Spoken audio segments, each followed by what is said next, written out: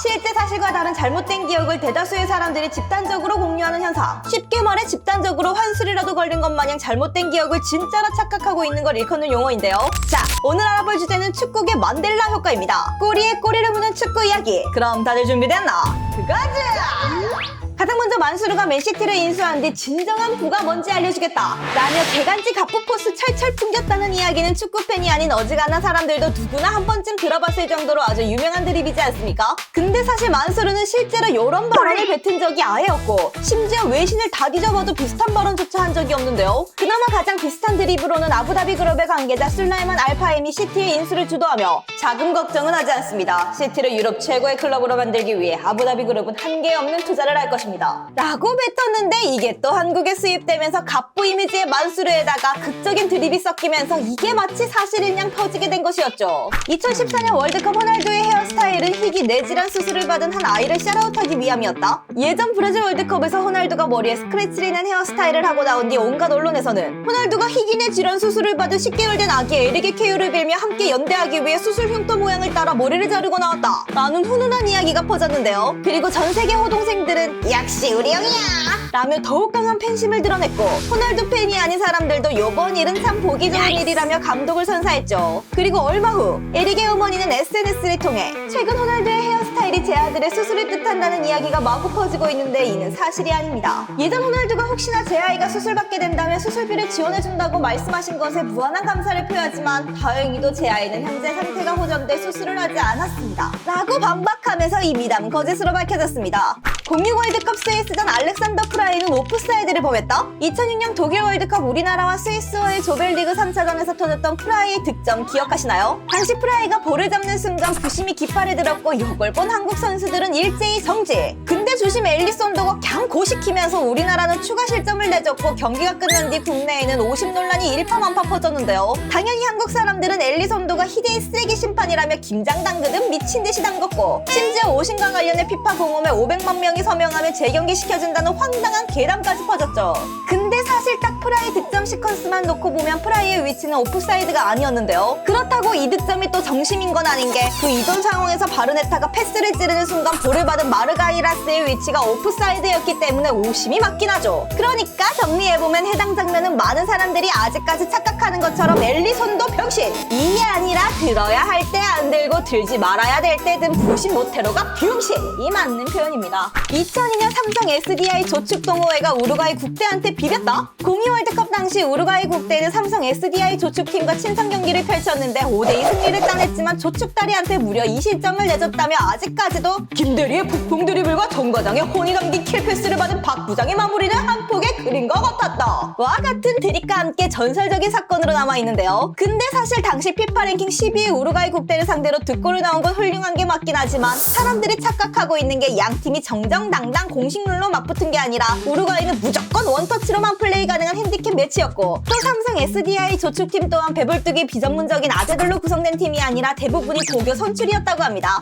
깨진 액정을 몇 년째 쓰는 검소한 사디오 마네? 리버풀 시절 주급으로 수억 원을 받던 사디오 마네는 너무나 검소하고 기부밖에 모르는 천사라서 자신은 럭셔리한 삶에 관심이 없다며 액정이 깨진 낡은 아이폰을 수년째 고집스럽게 쓴다는 이야기가 퍼졌는데요. 그 근거로 2019년 마네가 액정이 깨진 아이폰을 들고 있는 사진과 함께 돈도 많으면서 왜 액정 깨진 폰을 쓰냐는 질문에 제가 왜 페라리 10대, 20개의 다이아 시계, 2대의 전용기와 같은 걸 가져야 하나요? 대체 그게 세상에 무슨 도움이 될까요? 전 어릴 적 배고팠고 교육도 제대로 받지 못했지만 이제는 사람들을 도울 수 있습니다 라고 답하면서 많은 사람들에게 울림을 선사했다고 많이 알려져 있지만 사실은 이건 짜깁기 된 이야기인데요. 일단 깨진 아이폰 11을 들고 있는 모습은 2019년 12월 리버풀 공개에 공개된 사진이고 당시 기준 아이폰 11이 출시된 지는 몇 달 되지도 않은 시점이라 깨진 폰을 몇 년째 쓰는 건 말이 안 되고 또 저 깨진 폰에 대한 대답이라고 유명한 인터뷰는 이미 저 사진이 공개되기 2달 전인 2019년 10월에 자신의 가치관에 대해 인터뷰했던 것 그리고 만일 저 발언 의도도 쓸데없이 과하게 과시할 필요가 없다는 거였지 아예 안 한다는 건 아니었고 실제로 마네도 벤틀리, 지바겐 등 고가의 차량을 몰고 롤렉스 다이아 시계 등 할 건 하는데 뭐 이 짜집기 이야기로 마네에게 궁상 프레임을 씌워 짠내나는 생활을 한다고 잘못 퍼지게 된 거였죠. 그래도 마네가 오랫동안 기부와 같은 선행을 이어갈 정도로 줄곧 선악 영향력을 끼치는 건 팩트.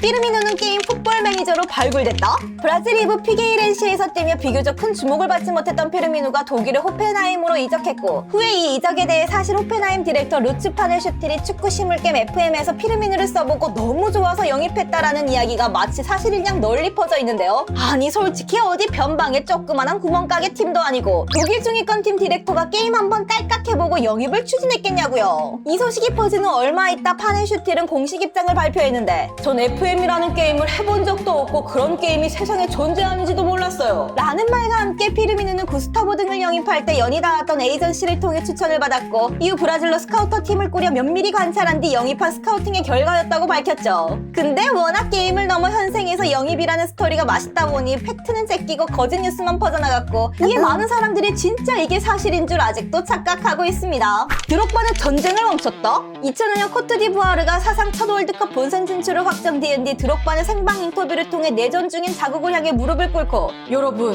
우리 모두 서로를 용서하고 무기를 내려놓읍시다 라며 전쟁을 멈춰달라고 호소. 이에 감동받은 정부군과 반군은 일주일간 전쟁을 멈췄고 결국 종전까지 이어졌다고 알려져 있는데요. 근데 사실 이건 너무 부풀려진 이야기인 게, 드록바의 연설 이후 내전이 단숨에 끝난 것처럼 보이지만 이후에도 계속 전쟁을 이어가다 2년 뒤인 2007년이 돼서야 양측은 평화협정을 맺었고, 그리고 3년 뒤에는 2차 내전이 발발하기까지 했죠. 아무래도 전쟁을 멈췄다는 서사의 임팩트가 크다 보니 언론에서는 마치 연설 한 번으로 샹크스 마냥 전쟁을 싹 끝냈다는 식으로 좀 과장되어 펴지게 됐습니다. 흑금이 레프 야신은 검정 의상만 입었다? 엄청난 선방 실력으로 축구 역사상 골키퍼 고트라 불리는 야신은 항상 유니폼과 모자, 심지어 장갑까지 올블랙으로 착장해 공격수들한테 위압감을 선사했다고 지금까지도 흑검이 혹은 검은 문어라 불리는데요. 근데 놀랍게도 야신의 의상은 검정색이 아닌 짙은 남색이었다고 합니다. 예전 야신이 활동하던 당시에는 컬러 TV가 아닌 흑백 TV 시절이었고, 중계화면상으로는 항상 검정색처럼 보여 그렇게 닉네임이 만들어졌다고 하죠.